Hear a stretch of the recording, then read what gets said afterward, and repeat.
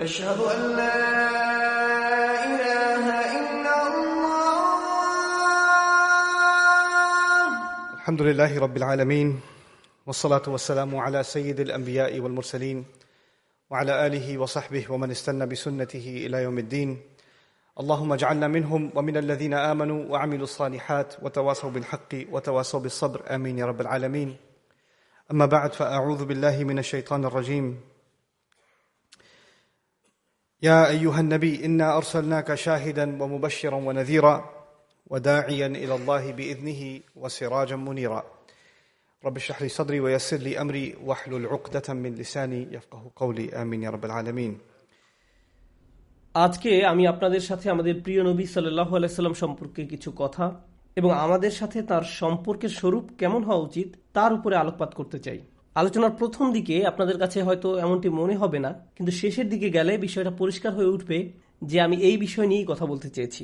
আমার নিজের জন্যও কোরআনে আমি যা কিছু অধ্যয়ন করেছি এটা সবচেয়ে শক্তিশালী শিক্ষা এবং আমি এই শিক্ষা দ্বারা খুবই প্রভাবিত হয়েছি। এই সূরা থেকে যা কিছু আমি অধ্যয়ন করেছি এবং যে সৌন্দর্য উপলব্ধি করতে পেরেছি তার কিছু কিছু যেন আপনাদের সাথে শেয়ার করতে পারি। এই আলোচনাটুকু সূরা ইয়াসিনের অন্তর্গত, কোরআনের 36তম সূরা। আল্লাহ আযজা ওয়া জাল্লা এই সূরায় নবীদের অনন্য সাধারণ একটা ঘটনা বর্ণনা করেছেন। সাধারণত দেখা যায় আল্লাহ আযজা ওয়া জাল্লা একটি অঞ্চলের জন্য একজন রাসূল প্রেরণ করেন, কিন্তু এই ক্ষেত্রে আল্লাহ আযজা ওয়া জাল্লা বলেন ইয আরসালনা ইলাইহিম উসনাইন। আল্লাহ তাদের জন্য দুইজন রাসূল প্রেরণ করলেন, আর সেই জাতি উভয় রাসূলকে অস্বীকার করল। ফাআজ্জাজনা বিসালিসিন, তখন আমি তাদেরকে শক্তিশালী করলাম তৃতীয় একজনের মাধ্যমে। তো দেখা যাচ্ছে এই জাতির ঘটনা অন্য সব জাতির তুলনায় অন্যরকম ভিন্ন, কারণ তিনজন রাসূল একই সময়ে তাদেরকে ইসলামের দাওয়াত দিচ্ছেন। এই রাসূলদের প্রতি তাদের প্রতিক্রিয়া ছিল। তবে আলোচনা চালিয়ে যাওয়ার পূর্বে আরেকটা ব্যাপারে দৃষ্টি আকর্ষণ করতে চাই। মূসা আলাইহিস সালামকে কোরআনে বর্ণিত সবচেয়ে ভয়ঙ্কর শত্রুদের একজন ফিরাউনের মোকাবেলা করতে হয়েছিল, আর এই কাজে তিনি কার সাহায্য চান? হারুন আলাইহিস সালামের। তারা ছিলেন দুইজন। এমনকি এই ক্ষেত্রে আপনি যদি ভালোভাবে কোরআন অধ্যয়ন করেন তাহলে দেখবেন সব কথা মূসা আলাইহিস সালাম বলছিলেন, হারুন আলাইহিস সালাম নীরব ছিলেন। সকল কাজ মূসা আলাইহিস সালাম করছিলেন, হারুন আলাইহিস সালাম তার সমর্থনে ছিলেন। ওয়াশদুদ বিহি আজরি ওয়াশরিকহু ফি আমরি, তার মাধ্যমে আমার কোমর মজবুত করুন এবং তাকে আমার কাজের অংশীদার করুন। হারুন আলাইহিস সালামের কাজ ছিল প্রধানত মূসা আলাইহিস সালামকে সাপোর্ট দেয়া, আর এই রাসূলদের ক্ষেত্রে তিনজনের সবাই দাওয়াত দিচ্ছিলেন, তাদের সবাই বার্তা পৌঁছে দিচ্ছিলেন এবং সবাই একইভাবে প্রত্যাখ্যাত হচ্ছিলেন। ইন্না তাতায়্যারনা বিকুম লা ইল্লাম তানতাহু লানারজুমান্নাকুম, আমরা তোমাদেরকে অশুভ অকল্যাণকর দেখছি, যদি তোমরা এ থেকে বিরত না হও তবে অবশ্যই তোমাদেরকে প্রস্তর বর্ষণে হত্যা করা হবে। লানারজুমান্নাকুম ওয়ালা ইয়ামাসসান্নাকুম মিন্না আযাবুন আলীম, এবং আমাদের পক্ষ থেকে তোমাদেরকে যন্ত্রণাদায়ক শাস্তি স্পর্শ করবে। তোমরা ভালো চাইলে থামো। কিন্তু এভাবে তিনজনের সবাইকে প্রত্যাখ্যান করা হয়। ঘটনা যখন এভাবে ঘটছিল, আল্লাহ আযজা ওয়া জাল্লা চতুর্থ ব্যক্তির আগমন ঘটালেন। তিনজনের দাওয়াতেও তারা ঈমান না নেয়, চতুর্থ ব্যক্তির আগমন ঘটল। কিন্তু চতুর্থ জন রাসূল ছিলেন না। ওয়াজা আমিন আকসাল মাদিনাতি রাজুলুন ইয়াসআ, অতঃপর শহরের প্রান্তভাগ থেকে এক ব্যক্তি দৌড়ে এলো। অর্থাৎ মনে করুন তারা এই শহরে ছিল, অথবা প্রতিবেশী অঞ্চলের কেউ একজন এই তিনজন রাসূলের দাওয়াতের কথা শুনতে পেল। কেউ তাদের কথা মানছে না, আমার উচিত তাদেরকে গিয়ে সাহায্য করা। তাহলে দেখা যাচ্ছে একজন মুমিন হিসেবে তিনি অন্য শহর থেকে এসে মানুষকে দাওয়াত দিতে শুরু করলেন।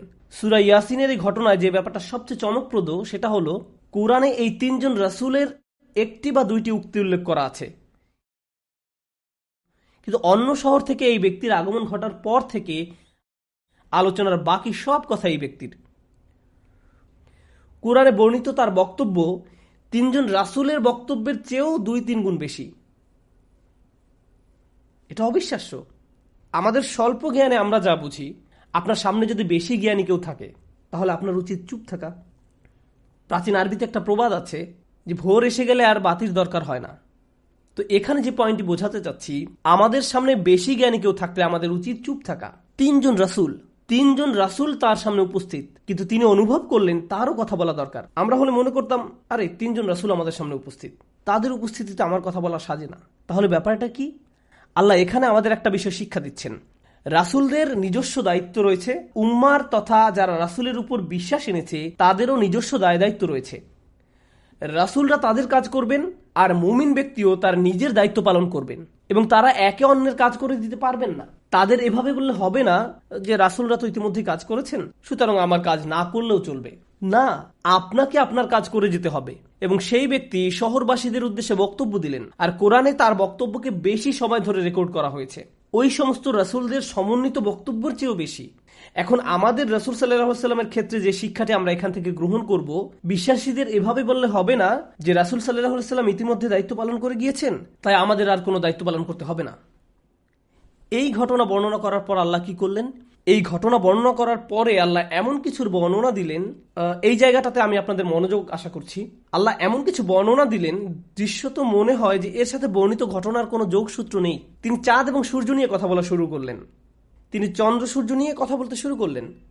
ওয়াল কমারা কদ্দারনাহু মানাসিল হাত্তা আদা কাল উরজুনিল কদিম, চাঁদের জন্য আমি বিভিন্ন মঞ্জিল নির্ধারিত করেছি, অবশেষে সে পুরাতন খেজুর শাখার অনুরূপ হয়ে যায়। বিশেষ করে আমরা রমজান মাসে চাঁদের যে বিভিন্ন মঞ্জিল দেখি। তিনি সূর্য সম্পর্কেও কথা বলেন, তারপর তিনি একটি বিবরণ প্রদান করেন। তিনি বলেন, লাশামসু ইয়ামবাগি লাহা আন তুদরিকাল কমার ওয়ালাল লাইলু সাবিকুন নাহার, সূর্যের জন্য সম্ভব নয় চাঁদের নাগাল পাওয়া, আর রাতের জন্য সম্ভব নয় দিনকে অতিক্রম করে যাওয়া। ওয়া কুল্লুন ফি ফালাকি ইয়াসবাহুন, এবং প্রত্যেকেই নিজ নিজ কক্ষপথে ভেসে বেড়ায়, সবার নিজ নিজ দায়িত্ব রয়েছে। তো এর পূর্বের ঘটনা ছিল রাসূলদের নিজস্ব দায়িত্ব রয়েছে, আর তার অনুসারীদেরও নিজ নিজ দায়িত্ব রয়েছে। এখন আল্লাহ বলছেন ঠিক একইভাবে কার কার নিজ নিজ দায়িত্ব রয়েছে। চাঁদের নিজস্ব দায়িত্ব রয়েছে এবং সূর্যেরও নিজস্ব দায়িত্ব রয়েছে। এখন আমরা যখন রাসূল সাল্লাল্লাহু আলাইহি ওয়াসাল্লামের কথা আলোচনা করছি, তখন এই ব্যাপারটি কেন শক্তিশালী? সূরাতুল আহজাবে আল্লাহ আযজা ওয়া জাল্লা আমাদের নিকট রাসূল সাল্লাল্লাহু আলাইহি ওয়াসাল্লামের একটা বর্ণনা প্রদান করেন। এই আয়াতে তিনি তাকে জানাচ্ছেন কোন কোন ভূমিকা তাকে পালন করতে হবে। ইয়া আইয়ুহান নাবিয়্যু ইন্না আরসালনাকা শাহিদাও ওয়া মুবাশশিরাও ওয়া নাযীরা ওয়া দাঈয়ান ইলাল্লাহি বিইযনিহি ওয়া সিরাজাম মুনীরা। আল্লাহ আযজা ওয়া জাল্লা রাসূল সাল্লাল্লাহু আলাইহি ওয়াসাল্লাম সম্পর্কে বলছেন তিনি কয়েকটি ভূমিকা পালন করে থাকেন, কিন্তু সবগুলো ভূমিকা বর্ণনা করার পর আল্লাহ রাসূল সাল্লাল্লাহু আলাইহি ওয়াসাল্লামকে অন্য একটা শব্দ দিয়ে অভিহিত করেন। তিনি তাকে সিরাজুম মুনীরা বলে অভিহিত করেন, অর্থাৎ এমন একটি বাতি যা আলো ছড়ায় এবং তিনি সবকিছু আলোকিত করে তোলেন। এখানে একটা ব্যাপার হলো, কুরআনে সিরাজ শব্দটি সূর্যের জন্য ব্যবহার করা হয়েছে। ওয়াজআলনা সিরাজাম ওয়াহাজা, আমাদের রাসূল সাল্লাল্লাহু আলাইহি ওয়াসাল্লামকে সূর্যের সাথে তুলনা করা হয়েছে। সূরা ইয়াসিন বলছে সূর্যের নিজস্ব দায়িত্ব রয়েছে, আবার চাঁদেরও নিজস্ব দায়িত্ব রয়েছে। এখন আমাদের রাসূলুল্লাহ সাল্লাল্লাহু আলাইহি ওয়াসাল্লামকে যখন সূর্যের সাথে তুলনা করা হচ্ছে, তখন এর দ্বারা আসলে কি বোঝায়? এর অর্থ হলো কেউ রাসূলুল্লাহ সাল্লাল্লাহু আলাইহি ওয়াসাল্লামের সান্নিধ্য পেয়ে থাকলে তার জ্যোতি দ্বারা প্রভাবিত হবে না এমনটি ঘটা অসম্ভব। তার জ্যোতির প্রভাবে অন্ধকার দূরীভূত হবেই, কারণ সূর্যের আগমন ঘটেছে। কিন্তু আল্লাহর নিয়ম হলো সূর্য সব সময় আকাশে অবস্থান করবে না, সূর্য অস্ত যায়। আর সূর্য যখন অস্ত যায় তখন কার পালা আসে? চাঁদের। আমাদের নবী সাল্লাল্লাহু আলাইহি সাল্লাম আর আমাদের মাঝে নেই, কিন্তু কে আছে? আমরা আছি। প্রসঙ্গত সূর্য নেতৃত্বের জায়গায়, আর চাঁদ তার অনুসারী মাত্র। বৈজ্ঞানিকভাবেও আমরা এটা এখন জানি যে চাঁদ অনুসারী মাত্র। আমাদের সৌরজগতের সকল গ্রহ এবং তাদের উপগ্রহগুলো সূর্যের মহাকর্ষ বলয়ের বন্ধনে আবদ্ধ, আর চাঁদের আলো সূর্যের আলোর প্রতিবিম্ব মাত্র। আমরা এখন অন্ধকারময় এক পৃথিবীতে বসবাস করছি। আমরা বিশ্বাসীরা তমসাচ্ছন্ন এক দুনিয়ায় বাস করছি। আমাদেরকে তুলনা করা হয়েছে চাঁদের সাথে।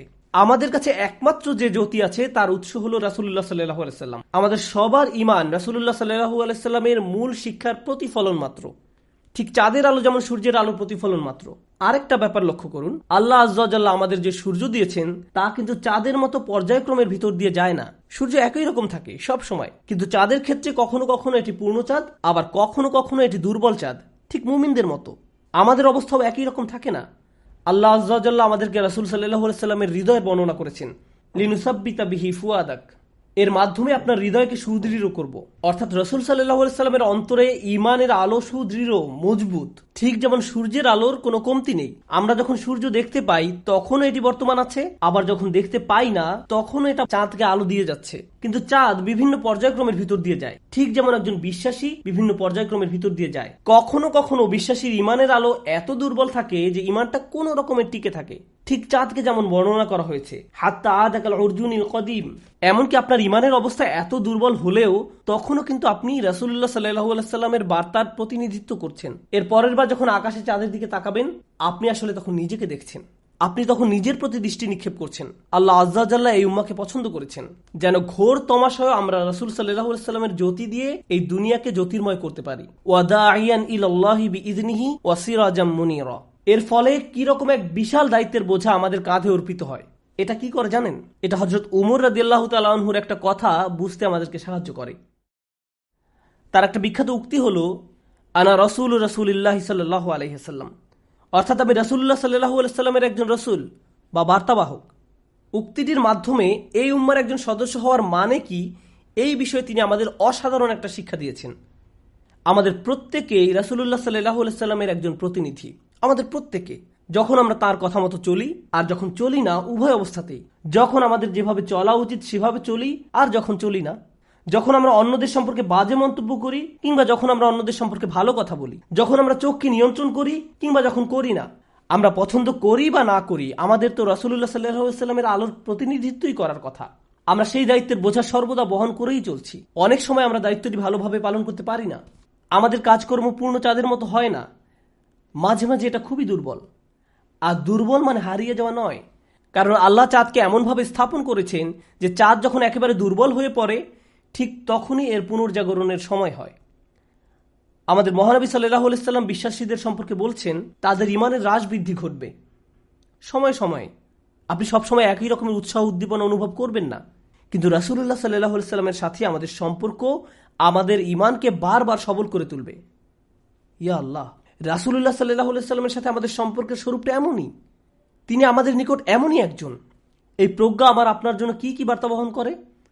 রাসূলুল্লাহ সাল্লাল্লাহু আলাইহি সাল্লামের বার্তা অব্যাহত রাখার জন্য আল্লাহ আজ্জা ওয়া জাল্লা আমাদেরকে পছন্দ করেছেন। রাসূল সাল্লাল্লাহু আলাইহি সাল্লাম যখন আমাদের মাঝে আর থাকবেন না, যেভাবে তিনি সাহাবাদের সাথে ছিলেন, তখন এমন মনে হবে যেন সূর্য ডুবে গিয়েছে এবং রাতের আগমন ঘটেছে। আর যখন রাতের আগমন ঘটেছে তখন চারিদিকে হতাশা শুরু হয়ে গিয়েছে, অন্ধকার, ভয়, উদ্বেগ, অজ্ঞতা পৃথিবীকে আবার ঢেকে ফেলেছে। অজ্ঞতা দ্বারা আমি কি বুঝাচ্ছি? দিনের আলোতে আপনি সহজেই পথ খুঁজে পাবেন, কিন্তু রাতের অন্ধকারে সহজেই হারিয়ে যেতে পারেন। দিনের আলোতে যে পথটি নিরাপদ, রাতের বেলা সে পথটি ভয়ঙ্কর। দিনের বেলা চারিদিকে জীবনের চাঞ্চল্য আর রাতের বেলা চারিদিকে মৃত্যুর নীরবতা। এমন ঘোর অন্ধকারে আলোর একমাত্র উৎস হিসেবে আল্লাহ আজ্জা ওয়া জাল্লা এই উম্মাহকে পছন্দ করেছেন। সবাই যখন চারদিক থেকে অন্ধকার দ্বারা বেষ্টিত, তখন চাঁদ হয়ে চারিদিকে আলো ছড়িয়ে দিতে তিনি আমাদেরকে পছন্দ করলেন। তাই অন্যরা যখন আমাদের দিকে তাকায় তখন তারা আমাদের মাঝে হাবিবুনা সাল্লাল্লাহু আলাইহি সাল্লামের আলোর কিছুটা আভাস দেখতে পায়। আমাদের তো এমনই হবার কথা। আল্লাহ আজ্জা ওয়া জাল্লা আমাদের ঠিক এমনই একটি দায়িত্ব দিয়েছেন। ইনশাআল্লাহ পরের বার যখন রাসূল সাল্লাল্লাহু আলাইহি সাল্লাম সম্পর্কে কথা বলবো, তখন কোরআনের অন্যতম শক্তিশালী একটি আয়াত নিয়ে আলোচনা করব, যে আয়াতে আল্লাহ আজ্জা ওয়া জাল্লা নিজে রাসূল সাল্লাল্লাহু আলাইহি সাল্লামের প্রতি সালাওয়াত প্রেরণ করেছেন, যা এই আলোচনার সাথে সম্পর্কযুক্ত। আমরা অন্য কোনো সময় এই সম্পর্কে আলোচনা করব, কিন্তু এখন আমি চাই আপনারা এই ব্যাপারগুলো নিয়ে চিন্তা ভাবনা করুন। আল্লাহ যে নিদর্শনগুলো আমাদের দিয়েছেন, চাঁদ, সূর্য, বাতাস, গাছপালা, এই সবগুলো নিদর্শনের পিছনে আমাদের জন্য শিক্ষা রয়েছে। তাই এই শিক্ষা পাওয়ার পর একজন বিশ্বাসী সূর্যকে আর কখনো আগের দৃষ্টিতে দেখবে না, একজন বিশ্বাসী চাঁদের দিকেও আর কখনো আগের দৃষ্টিতে তাকাবে না। এখন আল্লাহ রসুলের উপর দরুদ পড়ার কথা স্মরণ করিয়ে দেওয়ার জন্য আপনাকে আর খুতবা শুনতে হবে না। আপনি সূর্যের দিকে তাকালেই রাসূলের কথা মনে করবেন সাল্লাল্লাহু আলাইহি সাল্লাম। এখন সূর্যকে দেখলেই আমাদের রাসূল সাল্লাল্লাহু আলাইহি সাল্লামের কথা মনে পড়বে। আর এটাই কোরআনের সৌন্দর্য। যদি সর্বদা কোরআনের দৃষ্টিতে চারদিকের বাস্তবতা পর্যবেক্ষণ করেন, তাহলে রিমাইন্ডার আপনি এড়াতে পারবেন না। অর্থাৎ সবকিছু আপনাকে আল্লাহ এবং আল্লাহ রসুলের কথা মনে করিয়ে দিবে, বা চরম সত্য সম্পর্কে আপনাকে কোনো না কোনো জ্ঞান দান করবে। আল্লাহ আজ্জা ওয়া জাল্লা আমাদের সকলকে তাদের অন্তর্ভুক্ত করুন যারা রাসূলুল্লাহ সাল্লাল্লাহু আলাইহি ওয়াসাল্লামের আলো ধারণ করে, যেন অন্যরাও সেই সূর্যের দিকে তাদের পথ খুঁজে পায়। বারাকাল্লাহু লি ওয়া লাকুম ফিল কুরআনিল হাকিম ওয়া নাফা'নি ওয়া ইয়্যাকুম বিল আয়াতি ওয়াজ যিকরিল হাকিম। আশহাদু আল্লা